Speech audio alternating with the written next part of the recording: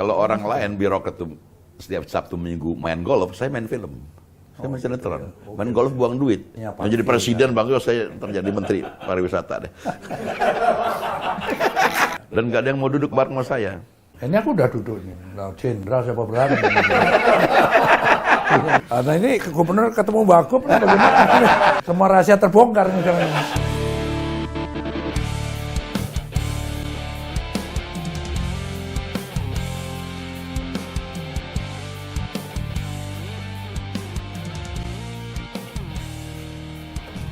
Sahabat Bang Yos, dimanapun Anda berada, terutama kaum milenial.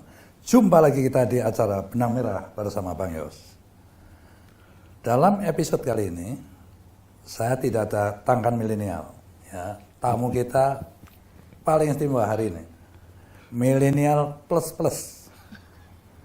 Beliau adalah aktor, sutradara, produsen film, juga pernah jadi birokrat, jadi politisi, udah komplit ya. Gitu. Luar biasa. Siapa gerangan beliaunya ini? Jenderal Nagabona. Terima kasih Pak, luar biasa. Jenderal Nagabona kan? Jenderal yang nggak sekolah tuh. Bung Dedi gini ya, masyarakat tahu sudah pastilah sama namanya Deddy Miswar itu. Yang belum tahu itu mungkin dulu waktu masa kecilnya seperti apa sih? Aku baru tahu loh kalau orang Betawi. Tadinya tak pikir orang Sunda gitu kan. Tetapi begitu ngelihat logatnya kayak orang Batak itu juga kaget lagi aku gitu kan. Mungkin dari keluarga babenya Bung Miswar ini apakah Betawi yang kecukupan, apa pas-pasan atau bagaimana? Coba tolong ceritain waktu masa kecilnya. Iya, terima kasih Bang Yos. Saya juga bisa hadir di Benang Merah bersama Bang Yos ya. Jadi saya kecil itu, saya anak kampung, saya anak Kemayoran. Kemayoran itu kampung? Kemayoran, kampung tuh. Jalannya masih tanam, masih becek lah. Masih banyak kebun. Ada namanya kebun kosong. Memang kosong memang, banyak kosong. Sekarang kebun kosong udah penuh rumah. Jadi saya tinggal memang di kampung Kemayoran. Nah masih kecil ya biasa anak-anak ini kan nggak ada alternatif kan mainnya juga kan. Ya main kuda-kudaan pakai debong pisang, main tenis semuanya. Nggak seperti sekarang ya. Jadi betul-betul di kampung juga main nggak pakai sendal. Cekeran main. Orang kalau hujan becek ngapain pakai sendal juga. Iya. Sama lah aku kecil juga kayak gitu. Iya. Jadi semuanya betul-betul Jakarta memang big village memang. Jadi waktu itu memang betul-betul kampung besar, kampung besar, gitu loh. Kendaraan juga susah kan. Kendaraan transportasi umum juga masih sangat sulit. Adanya becak di mana-mana becak. Jadi ya itulah masa kecil saya diisi dengan kegiatan main-main, kemudian juga sebagai orang Betawi, saya dari nenek saya itu saya turunan Betawi yang ke-6 saya. Udah nenek. Kalau ayah saya dari Sulawesi. Malah ayah saya dari Sulawesi. Tapi kan ada Bulukumba. keturunan Belanda juga Anda kan? Ada dari Bulukumba, itu opa saya. Opa Saya. Kalau oma saya dari Kajang. Nah, jadi saya dapat gelar. Dapat gelar raja saya di sana. Itu apa nama? Bulukumba, Kajang. Jadi Kajang itu satu suku seperti Baduynya di Banten. Bang, itu di sana tuh kendaraan nggak bisa masuk juga kalau suku di dalamnya tadi. Jadi betul-betul suku yang sangat menjaga adat istiadat mereka ya. Sama dengan Baduy di sini segala macam. Itu oma saya di sana. Dia anak pertama dari raja itu. Nah, kemudian kalau kakek saya malah dari Parepare. Saya lebih banyak Sulawesi sebetulnya. Cuma dari garis ibu, nenek itu Betawi semuanya. Makanya logat saya Betawi, saya dibesarkan oleh dalam situasi budaya Betawi, di keluarga Betawi juga. Dan religius lah pasti. Ya, kalau Betawi ya gitu, kalau habis sekolah lo ngaji deh. Iya. Kan? Subuh berangkat ke Langgar, ke Surau kan, ya, biasa seperti itu. Jadi memang kehidupan religius sejak kecil ditanamkan. Jadi ya insya Allah kalau dari kecil ditanamkan itu, sudah besar walaupun melenceng dikit, baliknya gampang tuh Bang. Tapi kalau kecilnya kosong, agak sulit kadang-kadang. Kalau gitu ya dosa, enggak ya inget emak. Ya apa orang itu kan. Biasanya kecil nakal itu malah jadi orang nanti ya. Bang nakal banget saya nakal. Nah, terus begini, kan sudah terus sekolah tentunya SMA mungkin ya, terus mungkin kuliah. Terus saya tahunya saya itu jadi pegawai negeri Ya. di DKI, betul kan? Betul. Kesehatan. Nah, Dinas Kesehatan DKI. kayak apa orang susahnya jadi pegawai itu, orang ngimpi-ngimpi, ujiannya juga berat sekarang. Tapi kenapa 2 tahun kemudian Anda terus berubah Sayang. pikiran, Ya. mencari kiblat lain ke dunia itu, gimana coba ceritanya gimana? Ini Bang Yos nih udah baca sedikit sisi hidup saya nih kayaknya. Mau menginterogasi orang kan begitu. Maklum bin ya. Susah juga kan ngomongnya kan. Dan nggak bisa bohong juga kita. Tinggal gimana, data beres kan. Jadi saya masuk sekolah menengah farmasi. Kenapa farmasi dulu? Nah, tadinya pengen jadi dokter, nggak ada biaya, Bang. Nggak ada biaya, dokter mahal. Jadi sekolah menengah farmasi, waktu itu farmasi langsung bisa kerja. Banyak apotek yang bisa menerima kita sebagai pegawai. Tapi waktu itu saya melamar ke Dinas Kesehatan Kota DKI. Saya nggak melamar ke apotek. Nggak tahu, saya cuma melamar sekali terus diterima. Mungkin sedang membutuhkan tenaga laboratorium. Jadi saya ini di laboratorium itu memeriksa obat tunggal. Jadi obat yang beredar di Jakarta khususnya, kita periksa kualitatifnya, secara kualitas obat tunggal tadi. Memenuhi syarat nggak? Kalau nggak kan nanti nggak bisa bahaya buat masyarakat. Makanya saya nggak berhubungan dengan orang luar. Jadi yang kerja di sana itu tersembunyi, nggak boleh berhubungan dengan pihak luar, karena kan bisa disogok segala macam. Nah, kalau sekarang malah harus berhubungan, Lah ya harus sekarang. zamannya lain aja. Lagi. Nah ini titik tolaknya, kenapa saya jadi ke film? Karena waktu saya kerja di sana, saya juga latihan teater, Bang. Tiap hari saya berlatih teater. Masih pegawai? Masih pegawai. Pegawai 80%, waktu itu belum diangkat penuh. Masih 80%. Istilahnya 80% waktu itu, masih percobaan sampai 2 tahun. Nah itu saya berteater, lantas dapat tawaran untuk main film dari Pak Wahyu Sombing, almarhum. Main film.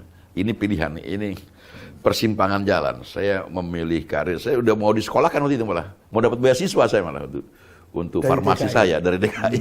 Mau sekolah, mau kuliah lagi gitu kan. Nah, akhirnya ini pilihan nih. Jadi saya memilih sesuatu yang saya senangi. Yaitu Jadi kesenian. hati nurani sendiri? Iya. Bukan karena ibunda kan ada darah seni juga. Ibu saya kan sebetulnya lebih senang dia jadi pegawai karena udah jelas tuh bulanan. Bulanan gaji. Bulan jelas. Ini lo jadi anak wayang mau ngapain itu? Anak wayang. Kalau ditangkap udah ada duit, kalau enggak ya. Iya. Jadi anak wayang mau ngapain? Kalau ada kerjaan. Itu jelas setiap bulan ada. Nah, tapi ada sesuatu yang keinginan saya adalah ya menjadi seniman, menjadi aktor. Acting, gitu. ya. Menjadi aktor. Itu pilihan sangat sulit. Akhirnya saya keluar, kemudian saya di film. Kalau nggak salah gaji saya turun terus tuh selama setahun. Karena susah kan waktu keluar kan susah. Administrasi juga masih repot. Dan teman-teman bagi-bagi aja. Berapa, Bung Deddy? Mau tanya aja gitu. Waktu film pertama ya, itu digaji berapa Anda? Honorer waktu saya tuh besar. Gaji saya tuh kalau nggak salah di Dinas Kesehatan itu cuma 9.000 nggak salah ya. 9.000 rupiah. 9.000 rupiah waktu itu. Karena masih Dolarnya belum masih penuh. 2.500 lah ya. Nah, saya dibayar tuh film 250.000. Waktu itu. Wah, boleh juga ya. Itu lebih gede gaji pegawai negeri dulu apa gede ini? Ya gede ini jauh. Jauh. 13.000 berapa dengan tunjangan-tunjangan. Jadi memang masih kecil. Ini dibandingkan 250.000. Kedua, ini seni peran sesuatu yang saya senangi. Gitu. Jadi saya pilih seni peran. Nah setelah itu ya harus konsisten kan, nggak mungkin bisa balik lagi. Harus konsisten, ya jatuh bangun di sana lah. Bisa laku, bisa enggak. Tapi terus saja berlatih. Saya sekolah lagi bahkan di IKJ. Saya di IKJ sekolah. IKJ. Institut Kesenian Jakarta. Ya, sekolah lagi di sana untuk memperdalam acting lah. Ya teori-teori dan metode-metode berlatih. Ya. Memperluas karena itu kan awalnya otodidak saya belajar sendiri, kemudian sendiri ada metode-metode yang perlu kita tahu, metode yang perlu kita tahu dan juga harus segera dilupakan sebagai aktor. Dan itu menjadi sukses besar kan. Waktu Ya. Anda jadi aktor itu berapa piala citra Anda dapat coba? Ya untuk sebagai aktor sampai hari ini 5 citra. Saya tanya ya, kalau piala citra itu kalau di barat itu kayak piala Oscar itu ya. Kalau di Amerika Oscar. Iya, Oscar kan. Artinya itu kan penghargaan tertinggi untuk film di Indonesia. Ya. 5 kali. Ya, bahkan ada yang sangat fenomenal. Saya nggak daftarkan di ini apa di rekor ini ya, Muri ya. Tapi ini yang belum pernah terjadi di dunia. Apa itu? Tahun 86 saya menjadi aktor utama terbaik dalam sebuah festival film Indonesia dan menjadi aktor pembantu terbaik. Pembantu terbaik. Jadi 2 dapat piala cita 1 tahun sekaligus. Yang aktor utama dan aktor pembantu. Nggak Bisa pernah begitu? nggak pernah terjadi itu. Di dalam satu film apa lain film? 2 lain film, pasti lain lah ya. film. Jurinya Gus Dur, ketua jurinya. Tapi memberikannya pas sekali. Iya. Jadi dipanggil dulu sebagai aktor pembantu terbaik saya masuk. Ya, alhamdulillah dapat kan. Udah sering nominasi. Baru pertama kali dapat aktor pembantu terbaik. Wah, alhamdulillah. Begitu keluar, "Dat dipanggil lagi lu," katanya. Saya lagi ngobrol di luar, panggil apa? Lu dapat lagi? Ah, masa iya? Ini belum pernah terjadi. Di satu orang dapat 1 kan. Ini rupanya itu hari dua-duanya, ini belum pernah terjadi. Dan sampai hari ini di dunia belum pernah terjadi. Saya juga bingung, ini ada apa sebetulnya? Berarti sudah sukses besar kan di film sebagai aktor, sebagai produser, sebagai sutradara. Tiba-tiba melirik jadi birokrat. Nah ini yang aku rada bingung. Coba apa sebabnya ini? Ya inilah, ini persimpangan jalan yang saya temui. Pertama jadi pegawai negeri, menjadi aktor. Kemudian setelah itu saya menjadi produser. Setelah produser jadi sutradara, baru jadi birokrat. Kemudian sekarang saya berpolitik terus. Artinya berpolitik tidak harus jadi pejabat publik. Tapi bagaimana menyalurkan aspirasi politik kita, Berarti 5 berkontribusi untuk keputusan politik. 5 tahun saat jadi Wagub, Ya. Anda tinggalkan sama sekali dong itu film itu. Saya tetap main. Kalau orang lain birokrat tuh setiap Sabtu Minggu main golf, saya main film. Saya main sinetron. Main golf buang duit. Ini dapat duit malah. Termasuk iklan ya, termasuk iklan ya. Jadi nggak ngutip-ngutip, nggak jadi korupsi, nggak ada recehan-recehan, nggak ada sampingan. Kalau main golf kan buang duit. Ini malah Sabtu Minggu ada waktu, saya bisa syuting, dapat duit saya. Sekaligus rekreasi batin, Pak. Karena itu dunia yang puluhan tahun saya lakoni. Ya. Kemudian kalau ada tokoh yang saya nggak menggunakan waktu banyak, saya main. Kadang-kadang waktu ke Jakarta, ada ini saya nggak, scene saya ada nggak? Ada. Pas saya ke Jakarta, siangnya saya bebas, langsung syuting sampai malam. Malam saya pulang lagi ke Bandung.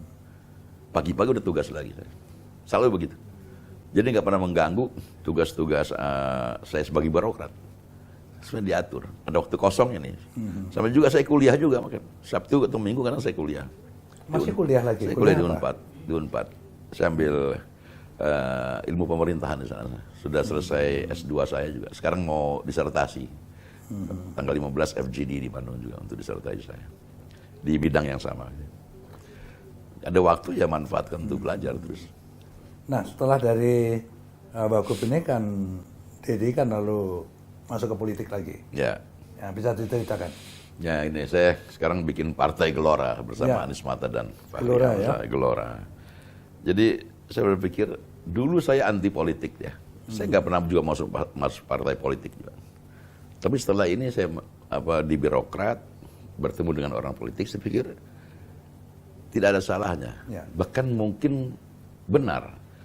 Artinya politik itu kan juga ilmu dari Allah, Bang. Tergantung bagaimana orang yang memanfaatkannya. Sama juga Al-Quran, banyak orang menipu dengan tameng Al-Quran. Ya. Sama juga dengan politik, sama juga dengan ilmu-ilmu lain. Tergantung kita. Ya, jadi saya berpikir setiap suap nasi yang kita makan setiap hari, setiap air yang kita teguh setiap hari, itu harga dan keberadaannya ditentukan oleh sebuah keputusan politik. Pasti itu. Harga dan keberadaannya.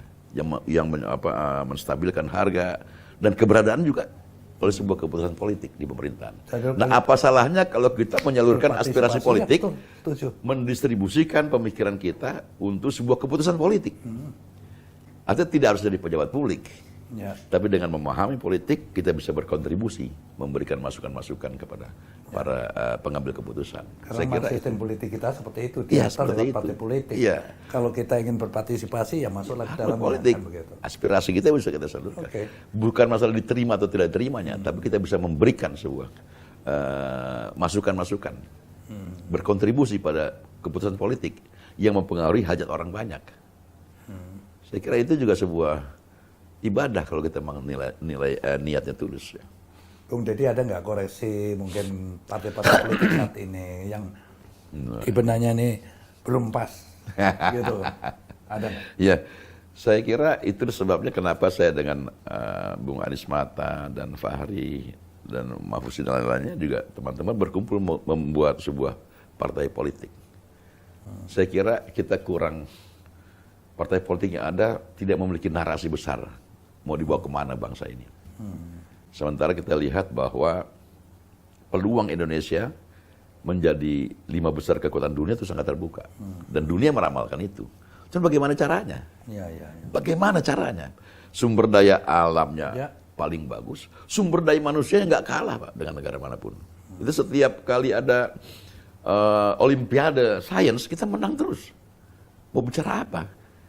Memang sudah diberikan Allah demikian. Sumber daya alam sudah Allah berikan itu pada kita semua, dan sumber daya manusia yang luar biasa. Cuman persoalannya bagaimana mengurusnya, bagaimana langkah-langkah untuk bisa meraih apa yang kita inginkan. Jadi yang akan didandani bagaimana memanage Ya, yang kita miliki sistem tadi. dan Sumber segala daya macam, alam, ya. sumber daya manusia Manusia, yang sangat besar, ya. bagaimana supaya dia produktif, bisa mengelola sumber daya Betul. alam sendiri. Sekarang kan orang lain yang mengelola. Nah, semuanya. kita jadi bisa berdaya saing sumber daya manusia kita. Nah, ini semestinya bisa. Oke. Semuanya ada, peluangnya Masuk akal, ada. Bung. Apalagi sekarang terjadi perubahan tatanan dunia. Ya, dengan adanya COVID, guncang semua. Ukraina diserang Rusia, goncang lagi semua supply dari Rusia. Ini kan ada perubahan tatanan dunia. Ya. Jadi semestinya Indonesia bisa berpeluang, berkontribusi menjadi pemimpin dunia. Kalau dunia meramalkan 5 besar kekuatan dunia, kita bisa hadir. Minimal 5 besar. Karena itu tadi, Ya. potensi yang luar biasa. Oke, Bung Deddy, minggu lalu ya, terima kasih aku diundang nonton film Naga, gitu. Luar biasa. Kalau Naga, Karena itu, pasti bangga saya undang. Dulu Naga Bonar jadi 2. setelah nonton Naga Bonar, baru ini masuk bioskop yang kedua kalinya ini. Oh, iya.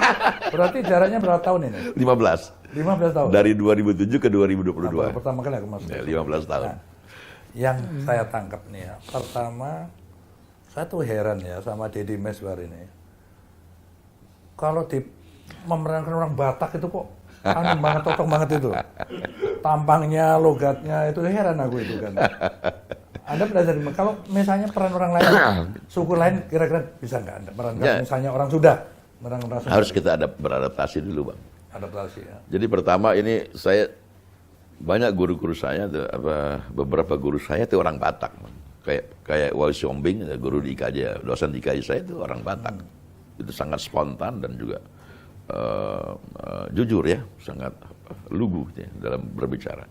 Kemudian saya juga pernah syuting tahun 82, saya berbulan-bulan di Samosir saya, di Sumatera Utara. Jadi Masih ke sana. Iya, biar logat pas syuting di sana itu sampai kayak gitu sampai ya. gitu. Jadi kita belajar, beradaptasi kan, beradaptasi semuanya.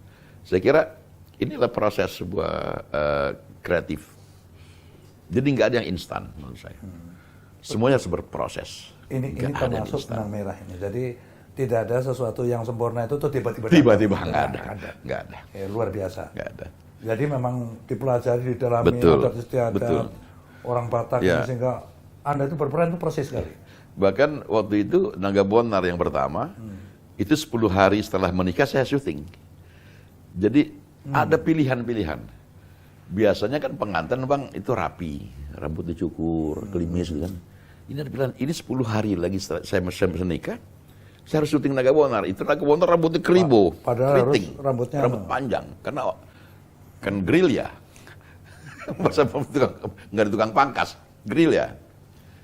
Ada pilihan, saya pakai wig atau saya biarkan gondrong. Tapi kalau saya biarkan gondrong, pengantinnya jadi preman. Ini pilihan-pilihan.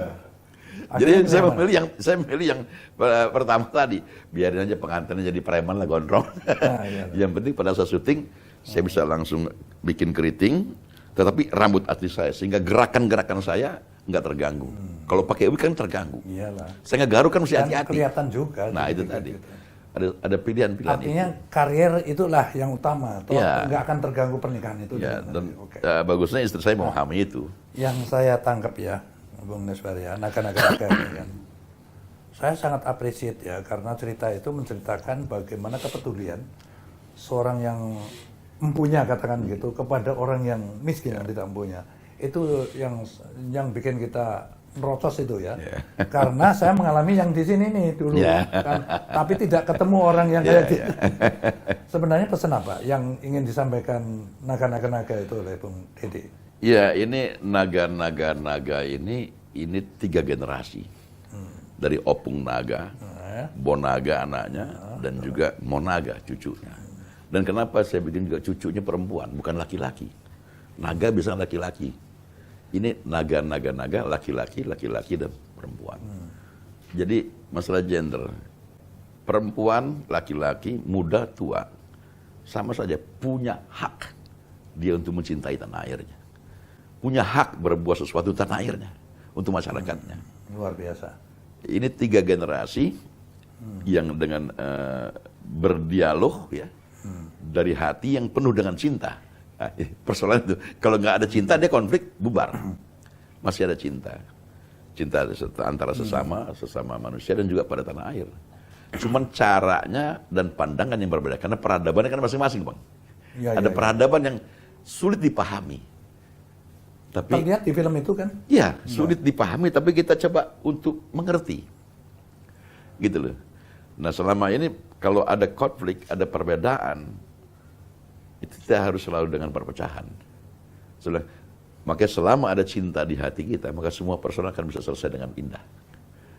Makanya semangat kolaborasi sebetulnya buat bangsa ini. Apapun agamanya, apapun sukunya, apapun partai kaulah. Selama kita punya komitmen membangun bangsa ini, harusnya bisa. Bukan ribut melulu. Merasa paling baik, merasa paling benar, kau salah. Saya kira semangat ini yang saya ingin bangun. Jadi makna film itu luar biasa aja. Jadi para milenial nggak nonton rugi loh. Kan gitu kan. Saya itu nonton film itu sampai terpukau gitu, terus nyimak aja terus itu kan. Apalagi memang pemain-pemainnya itu sangat profesional memainkannya, gitu. Kan nggak ada yang instan tuh, Bang. Kita workshop dulu, Bang. Iya. Workshop 1 bulan workshop pemain undang sama-sama. Supaya ada chemistry. Yang saya dengar terakhir juga ada DM Academy. Demis Academy. Nah, kan itu DM itu Dedi Meswar kan? Iya, Demis Academy. Apakah itu seorang kepedulian Dedi Meswar, ya, bahwa aku mengalami proses yang alami begitu, ini sekarang ada sekolah yang benar. Karena di Hollywood juga begitu, ada akademinya yang ada aktor studio. Pada saat dia memang sudah bakat sekolah, jadi pemain keren banget lah gitu kan. Apakah seperti itu? Ya, pertama ada keprihatinan saya tentang meledaknya industri televisi membuat penumpulan dari bakat-bakat yang bagus. Kenapa? Karena industri televisi saat ini khususnya sinetron-sinetron itu semuanya kejar tayang, semuanya instan. Sehingga bakat-bakat orang yang semestinya bisa terasah dengan lebih baik, nggak ada waktu untuk diasah, kecuali untuk main. Kapan direnungkan, kapan dipikirkan. Yang kedua, ada pengalaman panjang saya sebagai aktor. Ada pengetahuan yang saya juga pelajari sebagai aktor. Saya ingin sharing supaya lahir aktor-aktor yang baik. Saya selalu katakan, jangan kalian jadi onta di Mekah.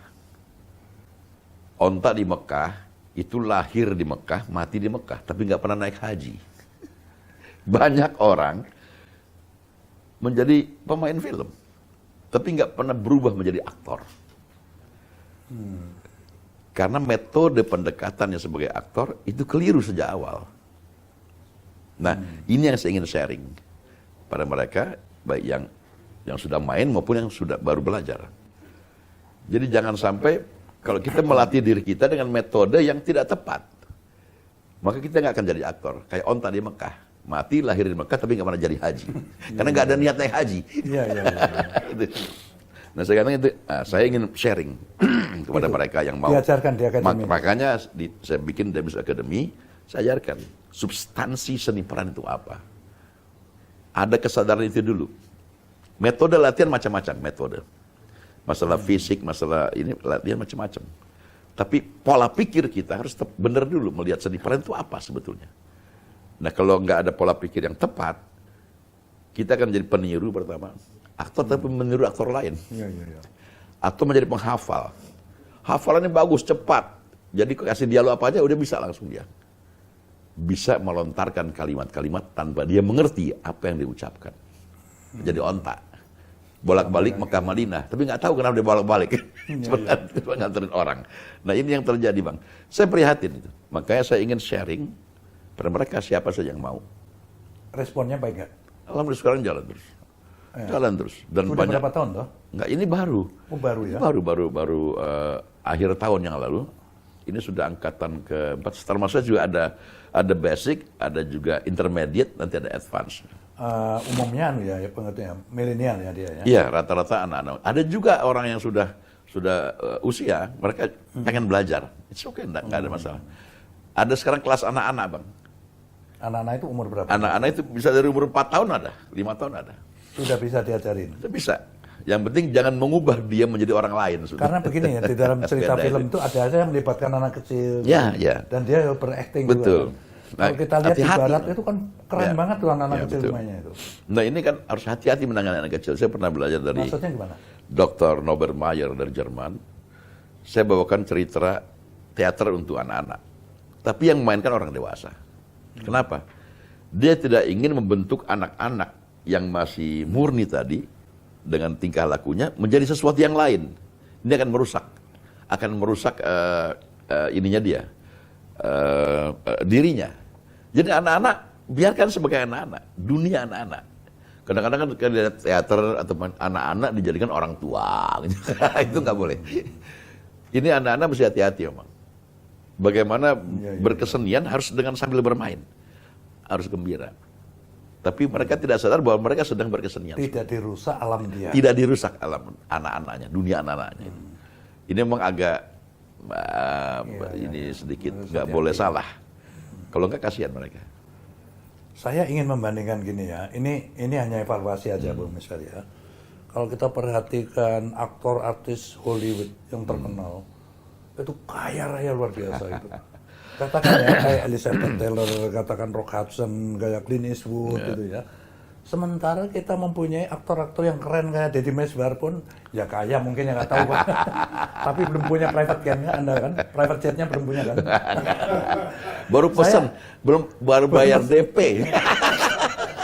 DP-nya $100.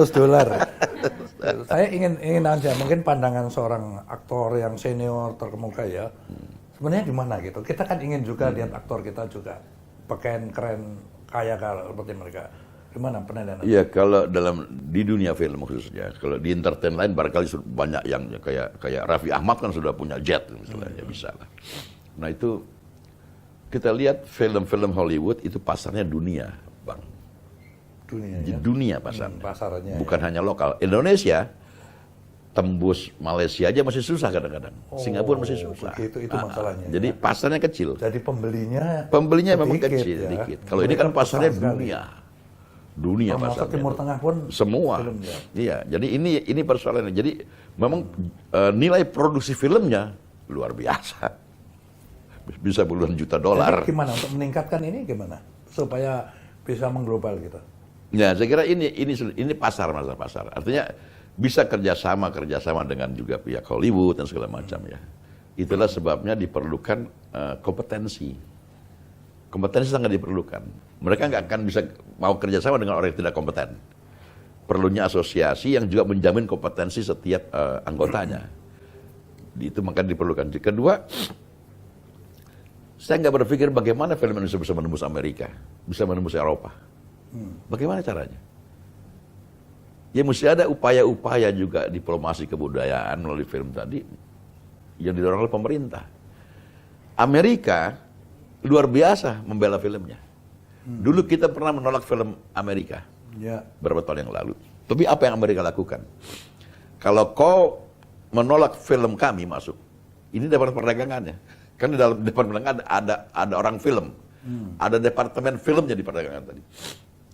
Kalau kalian menolak film Amerika masuk, maka kayu lapis dan tekstil Anda nggak akan bisa masuk ke Amerika.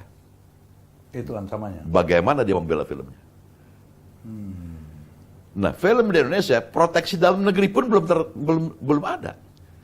Proteksi film Indonesia yang main di Indonesia pun belum ada. Apa yang dimaksud proteksi seperti apa yang dikehendaki? Tidak ada sebuah keistimewaan perlakuan dibandingkan dengan film import lainnya. Film import malah punya porsi yang kadang-kadang lebih besar. Iya. Bayangkan. Itu ya. Karena pendekatan ekonomi. Artinya pemerintah sebenarnya bisa turun tangan lah itu. Ada undang-undangnya, Bang. Tapi belum dijalankan oleh pemerintah dengan baik. Undang-undangnya itu intinya apa? Bahwa 60% layar yang ada di Indonesia itu harus terisi oleh film Indonesia. Bisa mensupport nggak? Semestinya bisa. 60% Semestinya ini. bisa. Semestinya. Tapi pelaksanaannya belum bisa. Saya khawatir ini pemegang kebijakan terintervensi oleh kekuasaan-kekuasaan kepemilikan bioskop yang ada. Karena apa? Kepemilikan bioskop yang ada ini kan sejak dari zaman Orde Baru nih. Jadi masuk ke dalam relung kekuasaan sudah sangat jauh. Sehingga terjadi itu tadi. Tidak ada seperti Malaysia. Malaysia itu mengadopsi aturan dari Indonesia, Bang. Berapa tahun yang lalu. Sekarang Malaysia yang namanya kehadiran pemerintah buat film dalam negerinya sangat terasa. Iya. Sangat terasa. Iran kemarin memberikan 1 triliun untuk filmnya. Sampai kayak begitu ya? Sampai kayak gitu. Nah, saya bilang di sini sebetulnya kita kaya. Nggak ada satupun negara di dunia ini yang seperti Indonesia, apalagi bicara soal film yang punya konten budaya. Kita ini kan majemuk, Bang. Iya. Ada ratusan budaya kita. Iya. Ratusan cerita bisa dibuat. Bisa dibuat dengan lokal konten. Bayangkan nggak? Iya. Kalau itu hadir di bioskop kita, bayangkan nggak kayak apa Indonesia? Saya kira dunia akan kagum juga melihat itu. Mereka nggak miliki itu. Iya. Makanya Amerika sekarang Marvel melulu. Superman lagi, Spiderman lagi. Itu aja, muter-muter aja. Nggak ada film Amerika yang berhasil kecuali itu aja. Dia sudah kehilangan roh cerita. Maka dia beralih. Kita kelebihan cerita, tapi tidak difasilitasi dengan baik. Nah, kayaknya agaknya pemerintah saya agak keras sedikit. Pemerintah kurang menyadari bahwa film bisa dijadikan sebagai alat diplomasi kebudayaan. Cina sudah melakukan itu. Bung Nismar kan ada organisasinya. Yang jadi presiden, Bang Yos, saya terjadi menteri pariwisata deh.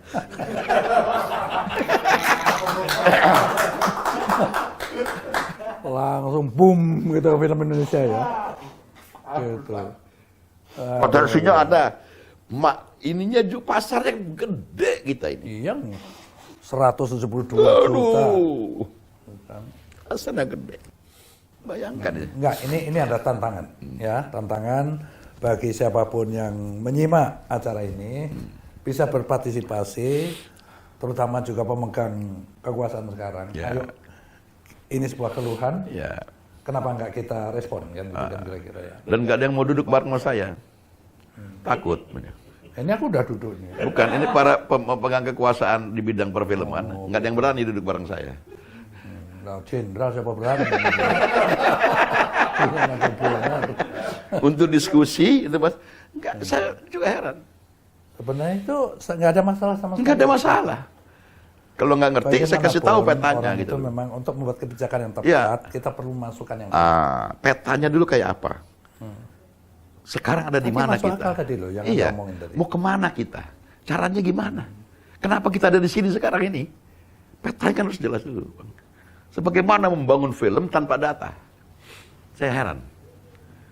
Ada perintah di undang-undang bahwa setiap jumlah penonton film di bioskop yang ada di Indonesia harus memberikan laporan berkala kepada kementerian terkait. Jadi ini hari main, ini malam kita udah tahu berapa jumlah penonton maksudnya. Karena itu main PAD itu. Sekaligus mendata genre film apa yang lagi in saat ini. Terus kita mau bangun industri kayak apa kalau nggak ada data? Tanya jumlah penonton gelap semua. Sekarang apa sulitnya memberikan data itu? Nggak mau. Bukan sulit tapi nggak mau. Nggak mau.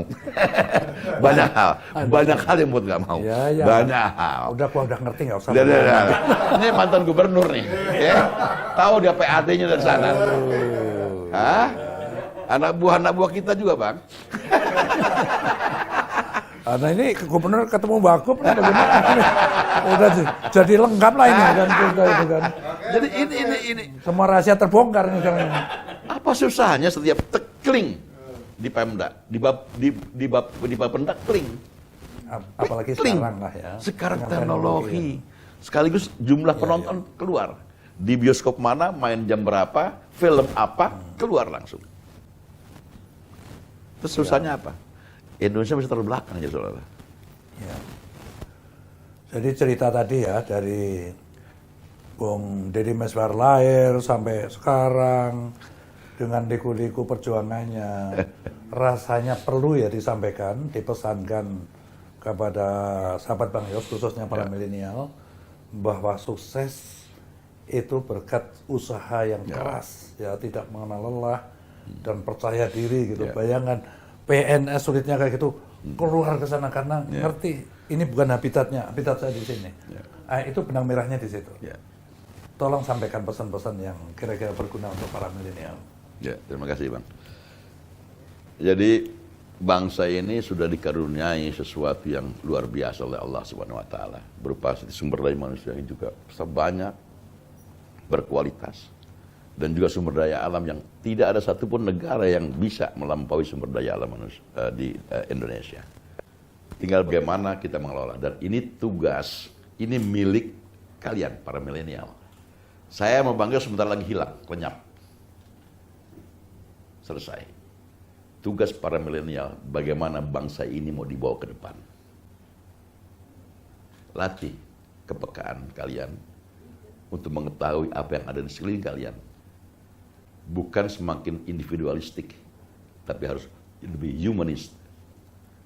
Jika mengerti apa yang dibutuhkan oleh bangsa ini, apa yang dibutuhkan oleh masyarakat ke depan. Saya kira seluruh akses saat ini akan mudah didapat.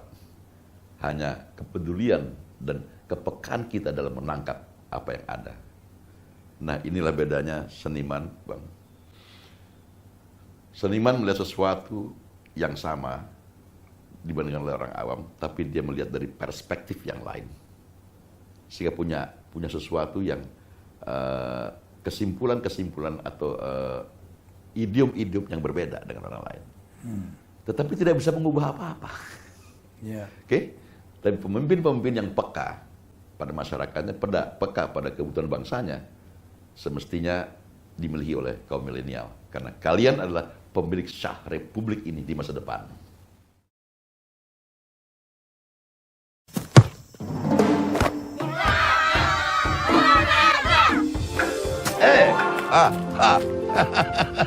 Kalau saja tadi gubernur yang melangkai kuburan, pasti sudah kutumbuk kepalanya.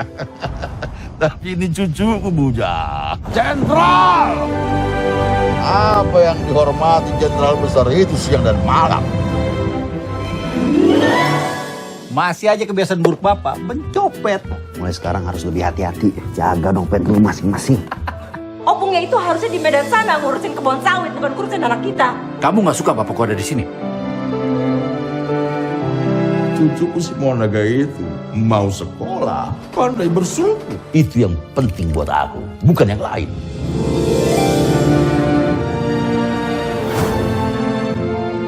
Monaga menangis. Apa kata Duri ya?